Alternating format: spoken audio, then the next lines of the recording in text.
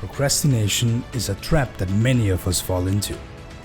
In fact, according to researcher and speaker Piers Steele, 95% of us procrastinate to some degree. Procrastination is an active process. You choose to do something else instead of the task that you know you should be doing.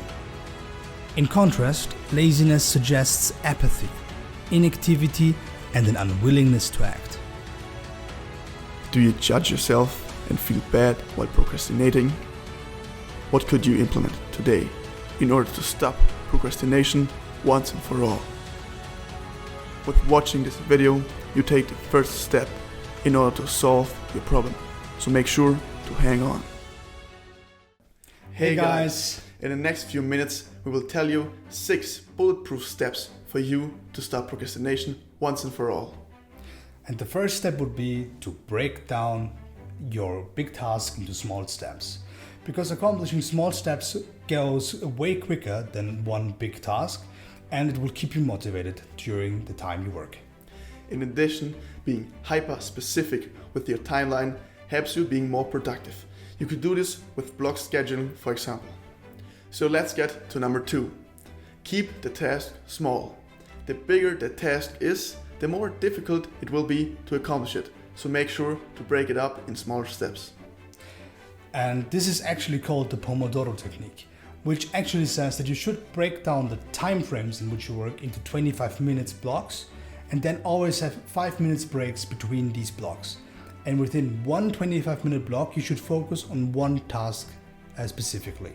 If you liked the video and the tips so far, be sure to like, subscribe, and leave a comment. Are you still procrastinating, and are you going to tackle that problem after this video? Point number 3 would be setting the bar low. This might sound quite conflicting, but hear me out on this. It is actually way easier for you to accomplish a goal which you are really easily able to accomplish. Makes sense, right? To name an example, your goal is to meditate 20 minutes a day. That's not that much, but you could just aim for 5 minutes every morning, for example, and then you're very likely to accomplish that goal and to go even further. So, for example, you start on one day with 5 minutes and then you go up every day a few minutes. Our number 4 would be use Parkinsons Law to your advantage. Work expands so as to fill the time available for its completion. That's the definition of Parkinson's Law. But what does that actually mean? That actually means that when you, for example, have 2 weeks to study for an exam, you most likely won't start studying until the last 4 days. Because you don't have to, because you'll always have a later point in time to start studying. So by reducing for yourself the time you should be using for example, a task, like setting yourself a short deadline, this will make you just way more effective because you will accomplish a task in way shorter time. Also, Elon Musk uses this technique. For example, he wants to be on Mars by 2024. He knows that's probably impossible, but he sets a shorter deadline so he accomplishes his goals way faster. And number 5 would be to be deliberate with your workspace. You should always strive to create the best possible workspace, especially for you. In particular, have a specific room where you only focus on your goals. It is very important that you don't have any distractions, especially digital distractions like your phone. Last but not least, our point number 6. Understand your personality type. Understand where you procrastinate. But what could be reasons you procrastinate, Stephen? Well, first of all, a reason could be that you just don't enjoy what you're doing. Then another reason would be, for example, that your time feels not good invested, so it doesn't seem to be worth the time.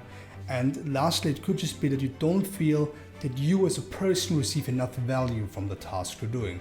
For example, when you're studying, it might feel like that the stuff that you're actually studying is not worth it to be actually learned in the first place. In addition, try to reward yourself when you were disciplined and you did the task you were supposed to do.